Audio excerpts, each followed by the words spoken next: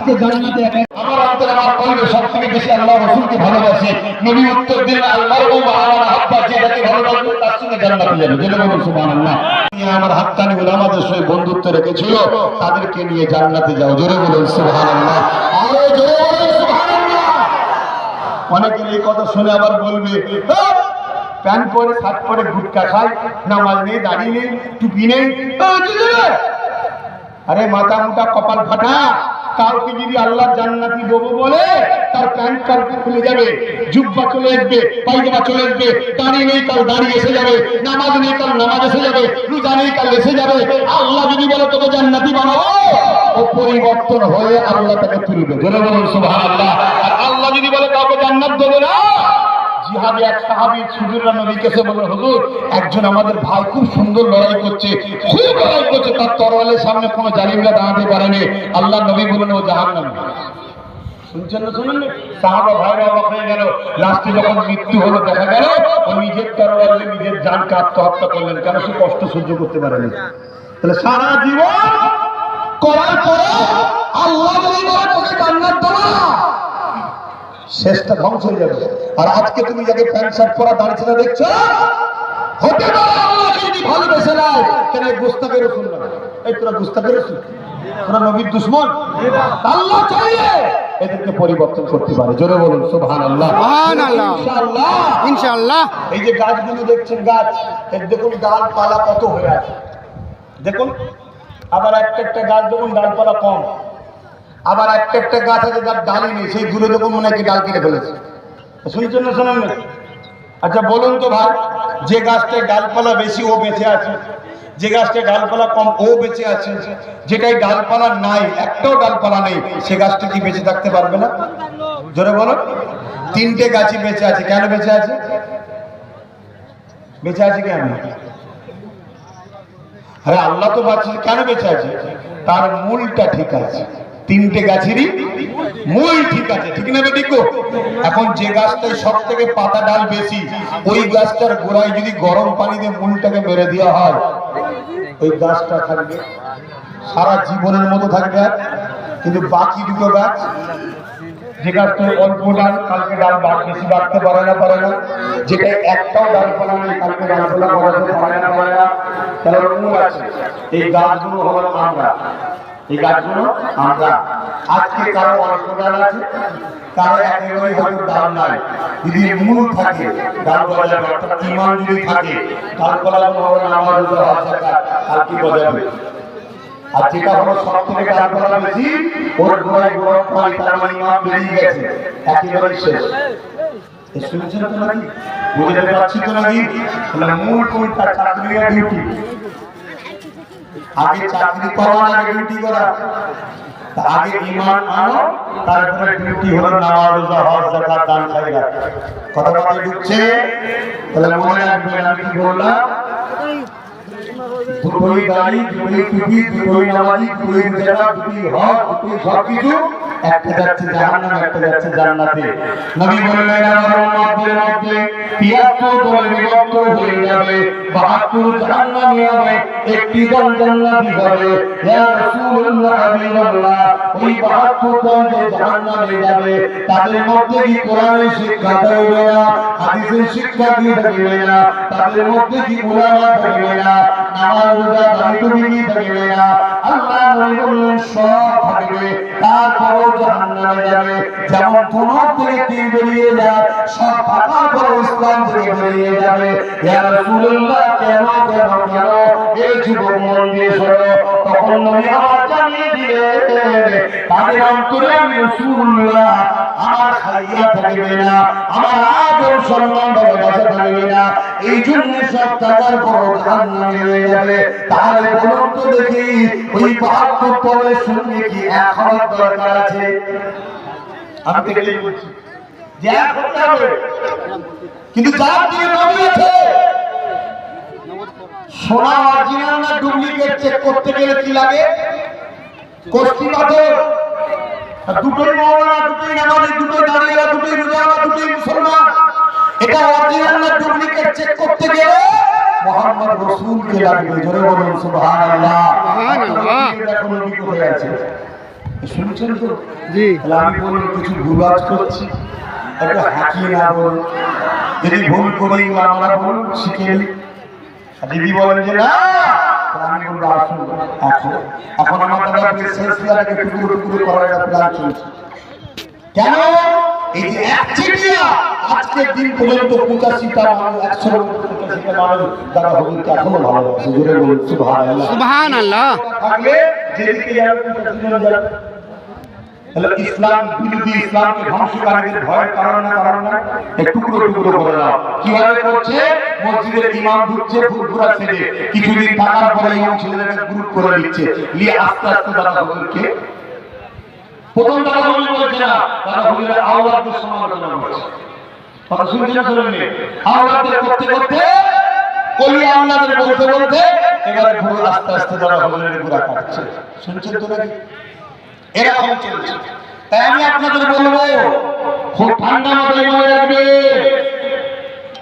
দাদা হুজুরের দাবি করলে শুধু হবে না, তার আখলাকে, তার জীবন যেমন দাদা হুজুর নবীর পাক প্রেমিক ছিলেন, দিওয়ানা ছিলেন, তুমি দাদা হুজুরের মুরিদ আলেম ওলামা দাবি করছো, তোমার মতো যেন নবীর প্রেম আদর্শ পাওয়া যায়। জোরে বলুন সুবহানাল্লাহ।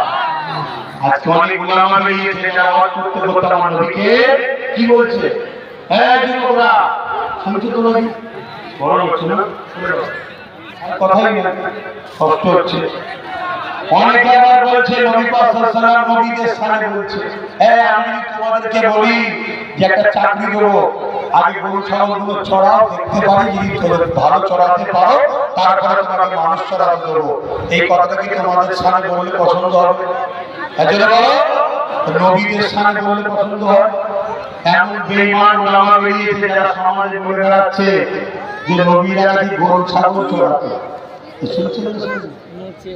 বলবেন না নাউজুবিল্লাহ, নাউজুবিল্লাহ, নাউজুবিল্লাহ, নাউজুবিল্লাহ। বড় মুফতি, বড় বক্তা, এরা মাদ্রাসা করে, এরা মসজিদ করে, কিন্তু এদের মাদ্রাসা, এদের মসজিদে নবীর বিরুদ্ধে শিখানোর জন্য ইসলাম বিদ্বেষী শাসক অত্যাচারী জালিমদের টাকা দেয়। শুনছেন? সেই টাকায় ফুটানি করছে। উদ্দেশ্য একটা, ঈমানকে নষ্ট করে দেওয়া। কেউ যদি আমার নবীকে শুনছ ভিখারি বাচ্চা বলে ঈমান থাকবে না যাবে। তোমার তো বলা উচিত এটা কি, আল্লাহ নবী গরিবী জিন্দেগিকে পছন্দ, আল্লাহ নবী গরিবী জিন্দেগি পছন্দ করতে। যেমন একটা কেউ নেতা হয়ে গেলে আমি সাংসদ করে থাকতে চাই, আমার নবী গণজানের বাদশা হওয়ার পরে তিনার মধ্যে কোনো অহংকার, কোনো শান শওকতের লোভ লালসা বা স্টাইলের জিন্দেগি করবে, এটা আমরা সমাজে দেখি। এরকম ইচ্ছা তিনি সর্বসময় আল্লাহর খুশির জন্য গরিবী হালতটাকে পছন্দ করতে, যাতে করে উম্মতেরও যদি কেউ গরিব হয় আমার নবীকে দেখে সে খুশিতে গরিবীটাকে সবর করে দেবে। জোরে বলুন সুবহানাল্লাহ। কিন্তু বেঈমান কাফের বক্তা কি বলছে? নবী নাকি ভিখারি বাচ্চা ছিল। যদি বলেন যে মিস্টেক হয়ে গেছে, ভুল বলে ফেলেছে, তো ভুল যদি মিস্টেক হয় তার তো উচিত জাতির কাছে ক্ষমা চেয়ে যায়, ভাই আমি সত্যি এটা বুঝতে চেয়েছিলাম, ওই ভাষাটা বলা উচিত হয়নি, আমি তওবা করে নিচ্ছি, হুজুর আমাকে মাফ করে দেন, ইয়া রাসূলুল্লাহ আমাকে মাফ করে দেন, আল্লাহ আপনি আমাকে ক্ষমা করে দেন, এটা বলা দরকার আছে না? তাহলে কি গেল? কিন্তু না, এই কথাগুলো বলা হয় ইচ্ছা করে। কেন বলা হয়?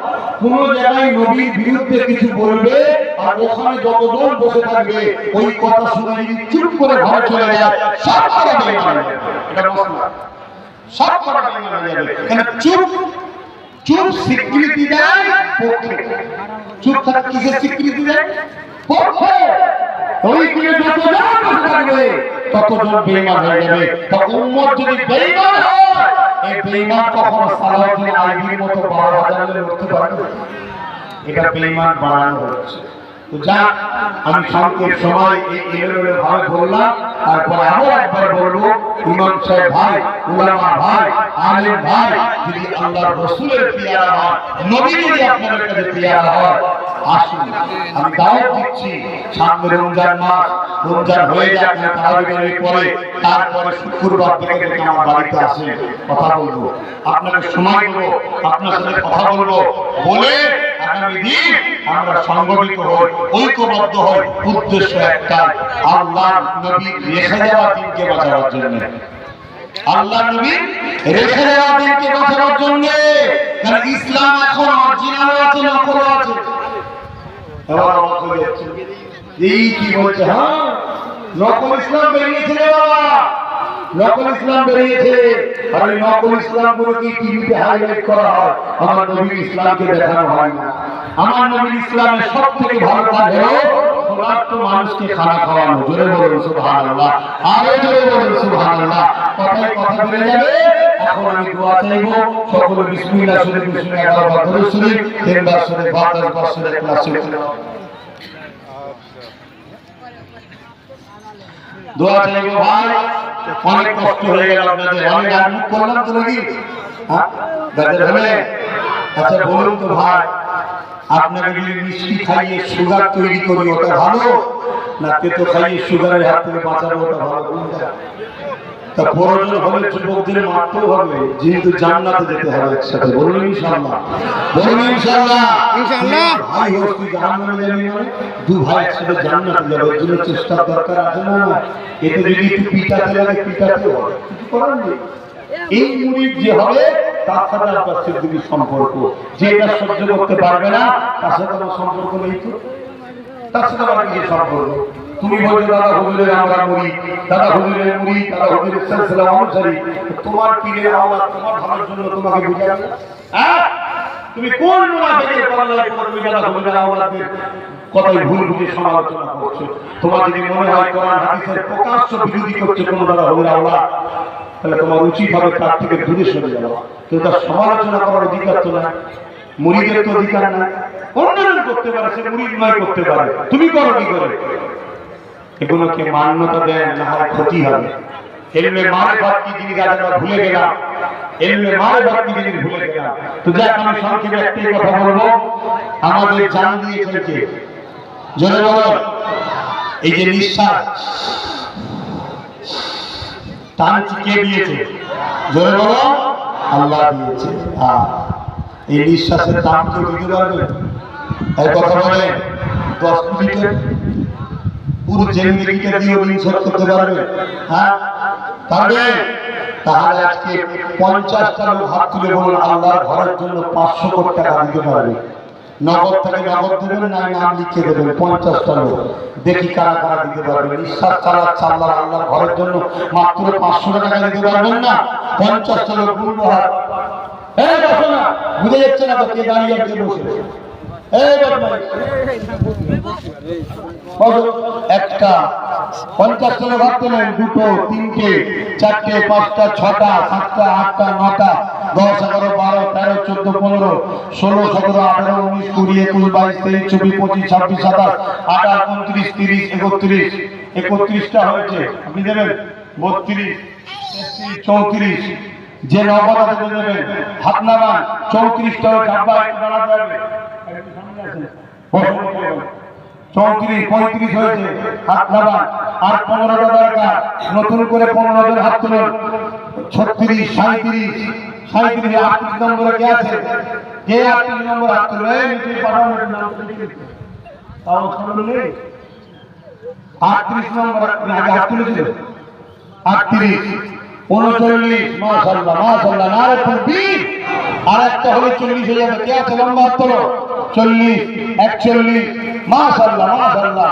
আর 9টা, ওই তো হয়ে গেছে একটা। আর 8টা, তুমি হাত নাও দেখে নিচ্ছি। আর 8টা দরকার,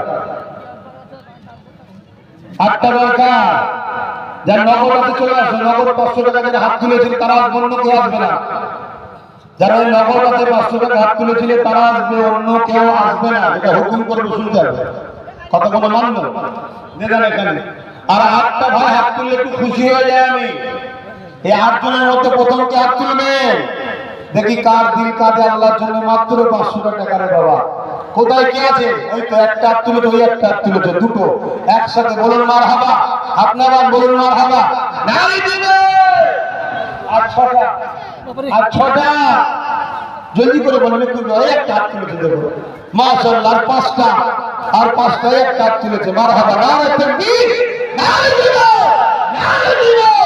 আচ্ছা জলদি করে চারটের মধ্যে প্রথমে কি এই দেখেন একসাথে দুটো বাপ হাত তুলেছে, দুজন মুরব্বী, আল্লাহ কবুল করে বলেন আল্লাহুম্মা আমিন। আর দুটো দরকার, আর দুটো দরকার, জলদি করে হাত তুলবেন, দুজনের মধ্যে প্রথম হাত তুলবেন, দুটো, আর দুটো দরকার। কে আছে দুজন? আল্লাহর কোন বান্দা একটাই বাপ হাত তুলেছে, আল্লাহ কবুল করেন আল্লাহুম্মা আমিন। এবার একটা শেষ বান্দা 50 নম্বরে কে হাত তুলবে? নারে দিবে, নারে দিবে। একসাথে 5টা হাত তুলেছে, এখানে 3টে, দিকে 2টো, তাহলে 54টা হয়ে গেল। আল্লাহ কবুল করে বলেন আল্লাহুম্মা আমিন। আল্লাহ জোড়া পছন্দ করে না বেজোড়াবো? আল্লাহ বেশি পছন্দ করে বেজোড়া, নিজেই তো বেজোড়, ঠিক না বেটি? তাহলে একজন কেউ দিয়ে 54 থেকে 55 বেজোড়টা করুন। একজন হাত তুলবেন, দুজন তুলবেন না, তাহলে বোঝা যাবে।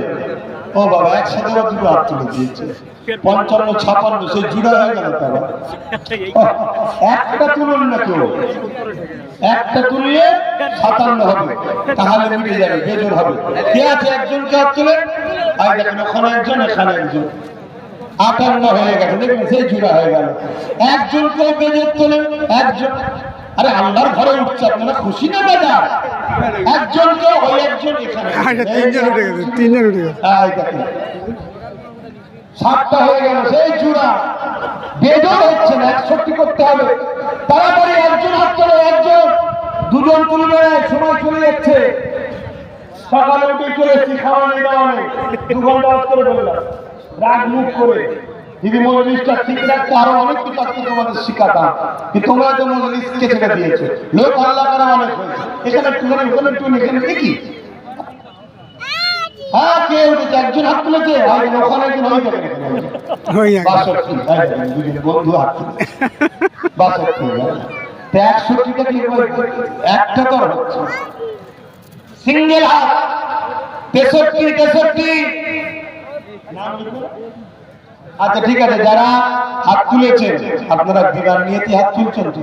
হ্যাঁ, যারা যারা হাত তুলেছিলেন একবার আল্লাহকে হাত তুলে সাক্ষী রাখেন যে আমি দেবো বলে হাত তুলেছিলাম। যারা 500 করে নিয়ত করলেন, হাত তুলেন, একবার আল্লাহকে সাক্ষী রাখেন। আল্লাহ এরা নিয়ত করেছে, আল্লাহ কবুল করে বলুন আল্লাহুম্মা আমিন। যাদের নগদ আছে দিয়ে দেবেন, তাদের নগদ নেই দোয়ার পরে কমিটিকে এখানে এসে একটু লিখিয়ে দেবেন। কথা বুঝে আপনি বেদেন।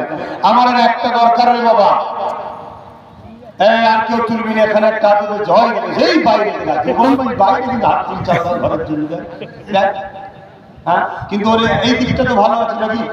হালকা বয় যেহেতু বদমাই দূরে সরে আছে, কিন্তু আল্লাহর ঘরে যখন আবার 500 টাকা দিচ্ছে, আল্লাহ ওকে ভালো করুক, ওর নসিব বড় করে বল আল্লাহুম্মা আমিন।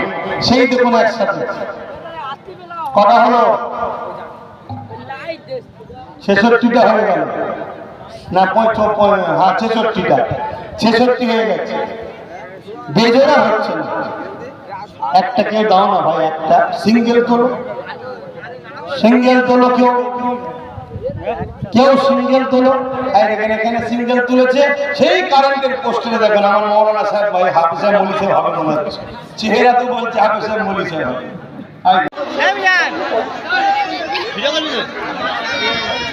যে সমস্ত ব্যক্তিরা মসজিদের জন্য আওদা করেছেন, নাম ও ফোন নাম্বার, গ্রামের নাম একটু দিয়ে যাবেন।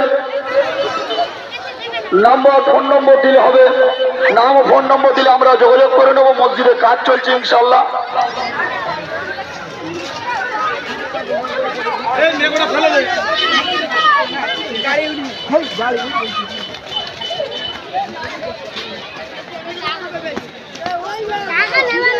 সমস্ত কমিটির ছেলেরা উদ্দেশ্য বলছে আমরা এখানে চলে আসুন। কমিটির ছেলেরা অনেক কাজ বাকি আছে, প্রত্যেকে বড় সামনে চলে আসুন। ভাইয়া ঝালবাড়ি, রামনগর, গাজীপুর, দুটো থেকে আহলে সুন্নাতুল জামাতের প্রচেষ্টায়